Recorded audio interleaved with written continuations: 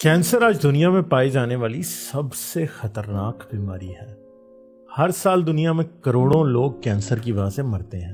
ہماری bodies خربوں cell سے مل کر بنی ہیں اور یہ سبھی سیل دراصل پروٹین سے بنے ہوئے روبوٹ ہوتے ہیں جو وقت کے ساتھ ساتھ اپنی کاپیز تیار کرتے چلے جاتے ہیں، مگر بایولوجی کا سسٹم پرفیکٹ نہیں ہے اور وقت کے ساتھ ساتھ یہ کئی غلطیاں کرتا چلا جاتا ہے۔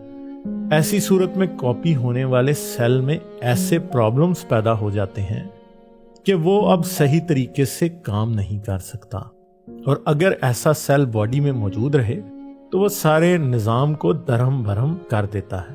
ایسی صورت میں سیلز میں ہی ایک آٹومیٹک میکانزم ہوتا ہے جو سیلز کو خودکشی یا سوئسائڈ پر مجبور کر دیتا ہے، مگر وقت کے ساتھ ساتھ سیل کاپی کے دوران اتنی غلطیاں ہو جاتی ہیں کہ کوئی نہ کوئی ایسا سیل رہ جاتا ہے جس میں ایسی غلطیاں موجود ہونے کے باوجود وہ جسم کے امیون سسٹم سے بچ جاتا ہے اور وہ خودکشی بھی نہیں کرتا۔ ایسی صورت میں یہ کینسر کہلاتا ہے۔ یہی نہیں، یہ سیل جس میں بہت سی غلطیاں ہوتی ہیں اپنی کاپیز بنانے لگتا ہے۔ یہ پروسیس بایولوجی کی ایک غلطی ہے جس نے ہونا ہی ہونا ہے، بس سوال یہ ہے کہ اس نے ہونا کب ہے۔ تمام میملز کے سیلز کا سائز تقریباً ایک ہی جتنا ہوتا ہے، مگر ہر میمل میں اس کے سائز کے حساب سے سیلز کی تعداد یا نمبر ڈیفرنٹ ہوتا ہے۔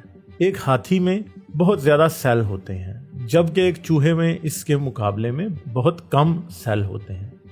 دوسری طرف بڑے جانداروں کی زندگیاں بھی بہت لمبی ہوتی ہیں، اسی طرح چھوٹے جانداروں کی زندگیاں چھوٹی ہوتی ہیں۔ مثال کے طور پر ایک گلہری کی زندگی صرف 5 سال تک ہوتی ہے۔ ہاتھی، ویل اور زرافے ایسے جانور ہیں جن کی زندگیاں کافی لمبی ہوتی ہیں۔ کسی بھی جاندار میں کینسر کے پیدا ہونے کے امکانات اس کی ایوریج ایج اور اس کے جسم میں پائے جانے والے سیلز پر منحصر ہوتی ہے۔ مطلب ایک جاندار جس کی عمر لمبی ہے اور اس کے سیل زیادہ ہیں، اس میں کینسر ہونے کا امکان یا پاسبلٹی بہت ہی زیادہ ہوتی ہے۔ اس حساب سے ہاتھی، زرافے، ویل اور دوسرے بڑے جانداروں میں کینسر بہت زیادہ ہونا چاہیے، مگر ایسا نہیں ہے۔ دوسری طرف انسان اور چوہے میں کینسر کی پروپورشن یا ریشو بالکل سیم ہوتی ہے، مگر ویل، ہاتھی اور زرافے میں کینسر بالکل بھی نہیں ہوتا۔ بڑے جانداروں میں کینسر کی اس غیر موجودگی یا ایبسنس کو پیٹوز پیراڈاکس کہا جاتا ہے۔ سائنسدان بڑے جانداروں میں کینسر کی غیر موجودگی کی کچھ وجوہات پروپوز کرتے ہیں، مگر ابھی تک ہمیں یہ پتہ نہیں کہ ان میں سے کون سی وجہ ٹھیک ہے۔ پہلی بات تو یہ ہے کہ ملٹی سیل لائف کی ایوولوشن کے دوران جانداروں نے کینسر سپریشن میکانزمز ایوالو کیے تھے۔ ہر سیل میں کچھ ایسے جین ہوتے ہیں جن میں میوٹیشن دراصل سیل کے کینسر سیل بننے کی وجہ بنتی ہے۔ ان سیلز میں ہونے والی میوٹیشنز ان کو خودکشی کرنے سے روکتی ہیں۔ یہ زیادہ انرجی اور ریسورسز ڈیمانڈ کرنے لگتے ہیں۔ یہ جلدی اپنی کینسر شدہ کاپیاں تیار کرتے ہیں۔ اس کے اپوزٹ سبھی جانداروں کے جسموں میں ٹیومر سپریسر جینز بھی ہوتے ہیں جن کا کام کینسر پیدا کرنے والی میوٹیشن کو روکنا ہوتا ہے۔ اگر کسی سیل میں ایسی غلطیاں پیدا ہو جائیں جو ناقابل برداشت ہیں تو یہی جین اس سیل کو خودکشی کرنے پر مجبور کر دیتے ہیں۔ جینیٹک ریسرچ سے یہ ثابت ہوا ہے کہ بڑے جانداروں میں ٹیومر سپریسر جین کی ایک بڑی تعداد ہوتی ہے جبکہ چھوٹے جانداروں میں ان کی تعداد کم ہوتی ہے۔ ان جینز کی وجہ سے ایک ویل کے سیل کو ایک چوہے کے سیل کے مقابلے میں کینسر پیدا کرنے کے لیے بہت زیادہ میوٹیشن لگتی ہے، مگر سائنسدانوں نے اس کے علاوہ ایک اور حل بھی بتایا ہے۔ ہو سکتا ہے کہ دونوں حل ایک ساتھ کام کرتے ہوں۔ بڑے جانداروں میں کینسر کی غیر موجودگی کی ایک وجہ کو ہائپر ٹیومرز بھی کہا جاتا ہے۔ ایک کینسر سیل جب ملٹی پلائی ہوتا ہے تو وہ ٹیومر بنانے لگتا ہے اور یہ ٹیومر بڑا ہوتا جاتا ہے۔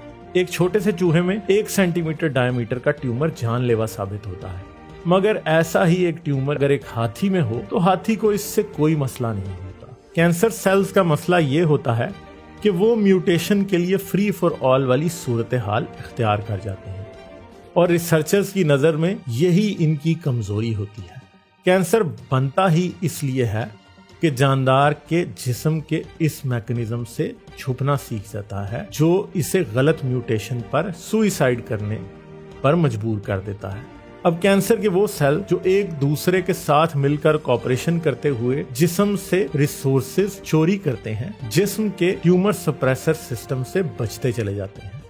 इस लिहाज से इनमें मजीद म्यूटेशन ना होने की कोई वजह नहीं रहती। हाथी जैसा बड़ा जानदार तो कई इंच बड़े ट्यूमर भी बर्दाश्त कर सकता है।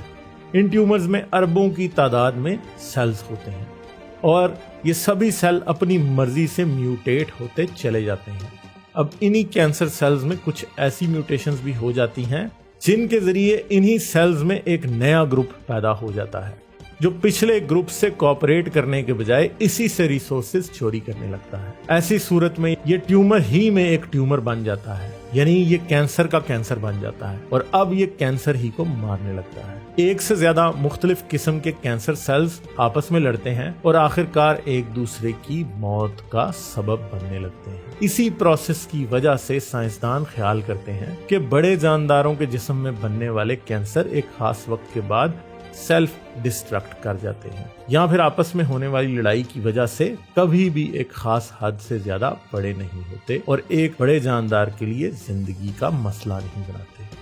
इसके अलावा साइंसदान ये भी प्रपोज करते हैं कि बड़े जानदारों और छोटे जानदारों के सेल्स में शायद कुछ बुनियादी फर्क है जिसकी वजह से इनमें छोटे जानदारों के मुकाबले में कैंसर देखने को नहीं मिलता।